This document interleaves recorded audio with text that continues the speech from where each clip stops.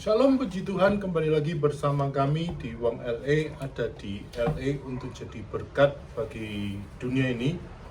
Satu kesempatan kalau kita boleh menginjakkan hidup kita di kitab Ibrani. Kita belajar dari kebenaran firman Tuhan yang ada dalam kitab Ibrani ini. Kita boleh membaca Alkitab setiap hari. Dan kita sudah memasuki di kitab yang Ibrani. Kitab ini sesuatu yang luar biasa, bahwa ada satu tema yang luar biasa, ada satu perjanjian yang lebih baik, di mana penulisnya tidak diketahui siapa, tapi ini mengajarkan kepada kita untuk kita belajar tentang satu perjanjian yang Tuhan kerjakan dalam kehidupan kita, untuk kita bisa dilengkapi, untuk kita bisa diberkati melalui kitab ini, melalui pembacaan kitab ini, untuk kita bisa menjadi berkat dalam kehidupan kita. Dan teruslah setia membaca kitab-kitabnya Tuhan, karena ini ada satu perjanjian yang luar biasa daripada Tuhan, yang Tuhan kerjakan dalam kehidupan kita dan memberkati kehidupan kita.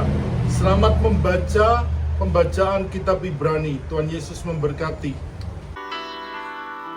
Ibrani pasal 9. Tempat kudus di bumi dan di surga. Memang perjanjian yang pertama juga mempunyai peraturan-peraturan untuk ibadah dan untuk tempat kudus buatan tangan manusia. Sebab ada dipersiapkan suatu kemah, yaitu bagian yang paling depan, dan di situ terdapat kaki dian dan meja dengan roti sajian. Bagian ini disebut tempat yang kudus. Di belakang tirai yang kedua terdapat suatu kemah lagi yang disebut tempat yang maha kudus. Di situ terdapat mezbah pembakaran ukupan dari emas dan tabut perjanjian yang seluruhnya disalut dengan emas. Di dalam tabut perjanjian itu tersimpan buli-buli emas berisi mana, tongkat Harun yang pernah bertunas, dan loh-loh batu yang bertuliskan perjanjian, dan di atasnya kedua kerub kemuliaan yang menaungi tutup pendamaian. Tetapi hal ini tidak dapat kita bicarakan sekarang secara terperinci. Demikianlah caranya tempat yang kudus itu diatur. Maka imam-imam senantiasa masuk ke dalam kemah yang paling depan itu untuk melakukan ibadah mereka. Tetapi ke dalam kemah yang kedua hanya imam besar saja yang masuk sekali setahun, dan harus dengan darah yang ia persembahkan karena dirinya sendiri dan karena pelanggaran-pelanggaran yang dibuat oleh umatnya dengan tidak sadar. Dengan ini Roh Kudus menyatakan bahwa jalan ke tempat yang kudus itu belum terbuka selama kemah yang pertama itu masih ada. Itu adalah kiasan masa sekarang. Sesuai dengan itu dipersembahkan korban dan persembahan yang tidak dapat menyempurnakan mereka yang mempersembahkannya menurut hati nurani mereka.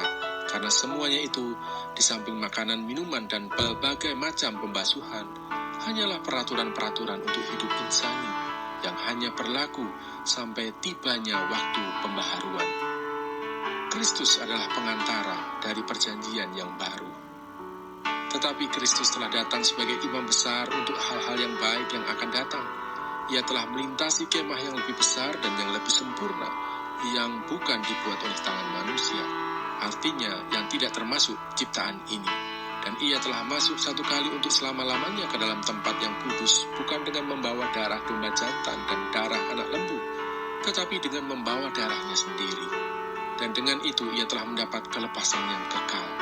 Sebab jika darah domba jantan dan darah lembu jantan dan percikan abu lembu muda menguduskan mereka yang najis, sehingga mereka disucikan secara lahiriah, betapa lebihnya darah Kristus yang oleh Roh yang kekal telah mempersembahkan dirinya sendiri kepada Allah sebagai persembahan yang tak bercacat, akan menyucikan hati nurani kita dari perbuatan-perbuatan yang sia-sia, supaya kita dapat beribadah kepada Allah yang hidup.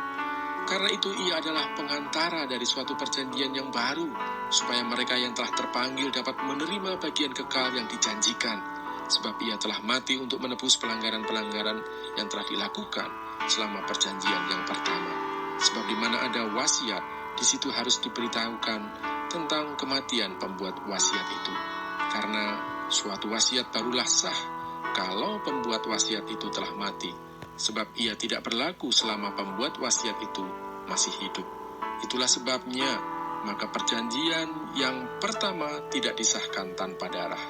Sebab sesudah Musa memberitahukan semua perintah hukum Taurat kepada seluruh umat, Ia mengambil darah anak lembu dan darah domba jantan serta air dan bulu merah dan hisop, lalu memerciki kitab itu sendiri dan seluruh umat, sambil berkata, "Inilah darah perjanjian yang ditetapkan Allah bagi kamu." Dan juga kemah dan semua alat untuk ibadah dipercikinya secara demikian dengan darah. Dan hampir segala sesuatu disucikan menurut hukum Taurat dengan darah, dan tanpa penumpahan darah tidak ada pengampunan. Jadi segala sesuatu yang melambangkan apa yang ada di sorga haruslah ditahirkan secara demikian. Tetapi benda-benda surgawi sendiri oleh persembahan-persembahan yang lebih baik daripada itu. Sebab Kristus bukan masuk ke dalam tempat kudus buatan tangan manusia yang hanya merupakan gambaran saja dari yang sebenarnya, tetapi ke dalam sorga sendiri untuk menghadap hadirat Allah guna kepentingan kita. Dan ia bukan masuk untuk berulang-ulang mempersembahkan dirinya sendiri, sebagaimana imam besar setiap tahun masuk ke dalam tempat kudus dengan darah yang bukan darahnya sendiri. Sebab jika demikian, ia harus berulang-ulang menderita sejak dunia ini dijadikan. Tetapi sekarang ia hanya satu kali saja menyatakan dirinya pada zaman akhir untuk menghapuskan dosa oleh korbannya. Dan sama seperti manusia ditetapkan untuk mati hanya satu kali saja, dan sesudah itu dihakimi, demikian pula Kristus hanya satu kali saja mengorbankan dirinya untuk menanggung dosa banyak orang. Sesudah itu ia akan menyatakan dirinya sekali lagi tanpa menanggung dosa untuk menganugerahkan keselamatan kepada mereka yang menantikan Dia.